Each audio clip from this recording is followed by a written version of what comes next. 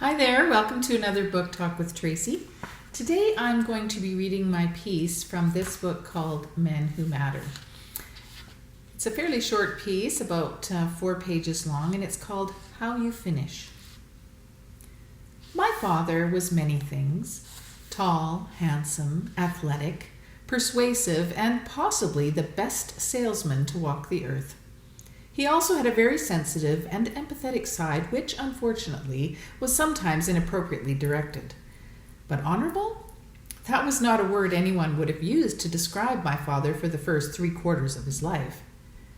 My dad was illegitimate, born to a widow with 6 other children at a time when such a thing was out and out scandalous. His biological father was her farmhand, hired after her husband's death. My paternal grandfather also had other children, and apparently he drank, so they never did get together. The story goes that when my dad was a small boy, Granny sent the hired man packing, and my dad never spoke to him again, even though they lived in the same small town. He did maintain a relationship with his father's other children, but he just couldn't forgive his father. Did I mention stubborn in my list of descriptors? My dad was that, and then some. He could hold a grudge with the best of them. His whole life, Dad had to fight for respect. He was whispered about, taunted at school. Many other kids weren't allowed to socialize with him, so to say he had something to prove in life was an understatement. Dad went on to be a star athlete, and as I already mentioned, he was a very good-looking man, so when he started dating one of the county's beauties, aka my mother, she and her sister were known as the Miller Girls, and were quite the catch, he should have been satisfied. But he wasn't. His need to prove his worth led him to all kinds of entrepreneurial endeavors, some more successful than others, and a whole lot of moving from house to house. By the time I left home, I had moved 15 times. Unfortunately, he also had a wandering eye. In his defense, his affairs, he had more than one, stemmed from his need to rescue women from abusive relationships. He became their champion, but inevitably, as can happen, close proximity led to other things. As the youngest of 5, my entire childhood was clouded by the unhappy state of my parents' marriage. Finally, after too many years of staying together for the children, my parents got a divorce. I don't want to paint a totally bad picture of my father, because he was still my hero as a little girl. He was kind and caring. He loved his children deeply, and I think he was truly sad about how he was hurting all of us, even Mom. I believe he never stopped loving her, even though he was unfaithful. Despite his weaknesses and struggles, I was always proud of him. I knew how much he cared for me. I was his little princess. At this point, I must tell you a bit about my mother.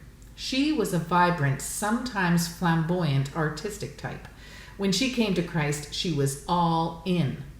As a teenager, I was embarrassed at times. Believe me, she was fervent in her prayers, and even through all the years that my parents were divorced, she continued to pray for my father's salvation. Sometime in his late 60s, my father had a mild heart attack. He did not need surgery, but it was obviously a wake-up call. He left his then-girlfriend and moved back in with my mom. The first time they came to visit us together, my eldest daughter was perplexed. She was around 7 at the time and had never seen her grandparents together before. She said, "Mommy, Grandpa and Grandma are here, together." My siblings and I used to joke that our parents were living in sin since they were technically not married anymore. I'm not entirely certain when Dad gave his life to Christ, but it was some time after the events that came next. Only a few years after my parents reunited, my mother got dementia. Her mind went very quickly as she progressed from pleasant confusion to all-out silence. Through those years before her death, my father became the husband that she had been praying for and that she deserved. Even once she had to be placed in a nursing home, he faithfully went every day to feed her and care for her. It was heart-wrenching and touching, to say the least. My mother's prayers were answered. I know she prayed for his salvation, no matter what it would take, and I believe she would have willingly given up her own life and sanity if it meant he would come to Christ. In the end, that's what happened. He had finally become that man of honor. True to form, after Mum's passing, Dad took up with a lovely Christian widow whom he'd met in the nursing home. Once a ladies' man, always a ladies' man, I guess. Did I mention how handsome he was? Even as an old man, he was so handsome. This time, however, he was free to be with someone else, and his faith soared. For someone who had never been overtly spiritual or demonstrative in his faith, his love for Jesus came shining through in those latter years. He and his new lady friend had 5 good years together until he died of cancer at 85. She and my sister had the privilege of singing him into heaven, since he wouldn't go to a hospital. Stubborn right to the end.